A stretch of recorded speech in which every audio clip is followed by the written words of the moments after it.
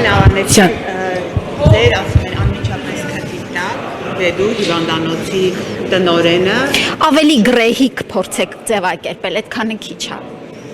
Ես այդպես եմ ձևակերպում, դուք պատասխանեք ավելի գրեհիկ։ Բայց կարող եք ավելի դոզան մեծացնել։ Ես եմ որոշում ձևակերպում, բայց դա ընդունված է, Տիկին Ավանեսյան, եթե ձեզ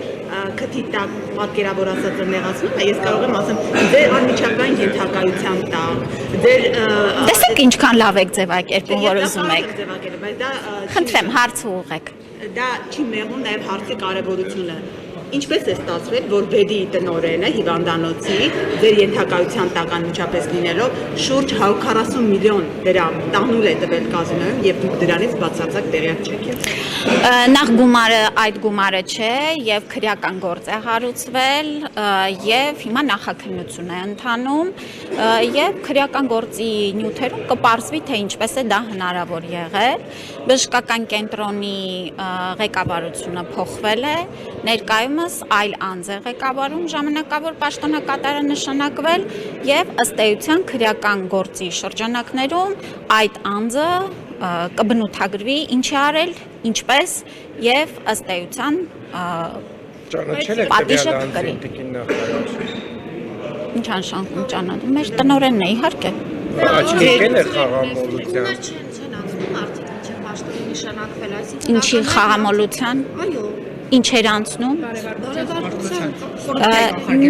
Նման ընթացակարգ չունենք, բայց իհարկե լավ բան եք ասում, կարելի է նախատեսել, կարծում եմ կարևոր բան կլինի։ Ձեր ենթակայության տակ գործող կոնկրետ քրեակատորական բժշկության կենտրոն ՊՕԱԿ-ում մարդիկ մահանում են տիկին նախարար եւ ըստ էության արտադրության նախարարի հետ ես զրուցեցի, ասում է քրեակատորական հիմնարկը ամեն ինչ արել է։ Բժշկական կենտրոնը պետք է ժամանակին համապատասխան փաստաթղթերը ներկայացներ, որի արդյունքում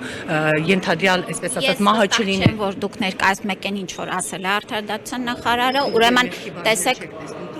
եթե թույլ տաք պատասխանեմ, ընդհանրապես հիվանդանոցներում էլ մարդիկ մահանում են։ Բժշկական կենտրոնները եւ նաեւ ՊՕԱԿ-ի խնդիրն է ապահովել նոր ստանդարտներով ժամանակակից բժշկական օգնություն, ինչը մենք արել ենք։ Եթե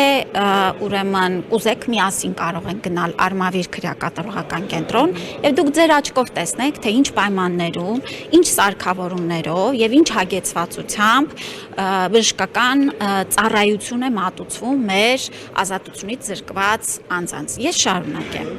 Այո, ուրեմն ազատությունից զրկված անձանց առողջության մասին, թե նրանց դեղորայքային ապահովման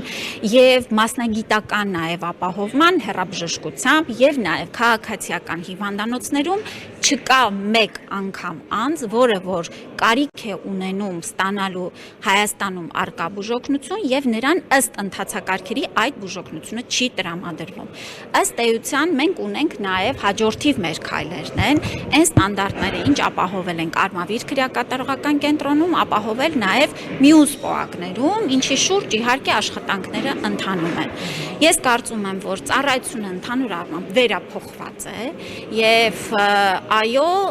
ընդհանուր մեր աշխատանքները, թե արտադրության նախարարության եւ թե առողջապահության նախարարության շարունակական եւ հետեւողական լինելու են, որպիսի մեր բոլոր տեղերում գտնվող անձինք համապատասխան բուժօգնությունը անհրաժեշտության պարագայում նախարար կալանավորներն ասում են անձամբ ինձ հետ զրույցում 2 օր առաջ Մայիս Եղոյանն է ասել նախարարը միայն սրտիկներ է շռայլում, բայց իր սրտիկները մեր կյանքը չեն փրկում եւ ըստ էության մեղքի բաժինը գցում են առողջապահության նախարարի վրա, ասում են դիմումները գրում ենք, հիմա ներկայից Մայիս Եղոյանը ասում է ես այնպիսի վատ վիճակում եմ, ցավերից գոռում եմ, բայց տիկին նախարարը ին նամակներին չի մասնում եմ, ես բոլոր նամակներին անձամբ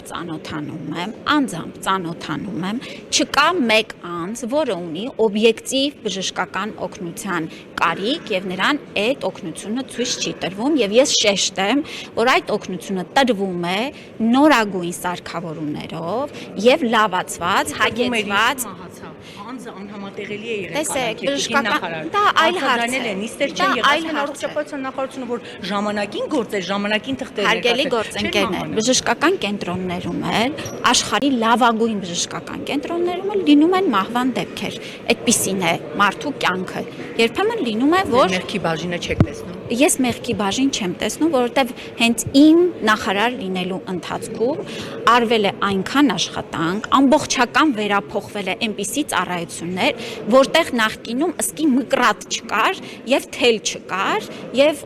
անգամ սարքերը, որոնք որ դրված էին, բուտաֆորիկ էին։ Այսօր ես ձեզ հրավիրում եմ միասին գնանք Արմավիր քրեակատարողական կենտրոն եւ դուք կտեսնեք, որ ես որևէ մեղքի մեծ հաճույքով Գնալու եք քննարկմանը, որ բժիշկները դժգոհ են ապահովագրությունից ազգային ժողովի։ Ես նման քննարկման կարիք չեմ տեսնում, ես ամեն օր բժիշկների հետ քննարկում անցկացնում եմ։ Մենք շաբաթական 2 անգամ Zoom հանդիպումներ ենք ունենում, ես լինում եմ բոլոր բժշկական կենտրոններում եւ անձամբ էլ բոլոր բժիշկներին, ով որ որևէ հարց ունի իր վարձատրության հետ կապված, հրավիրում եմ ինձ մոտ քննության։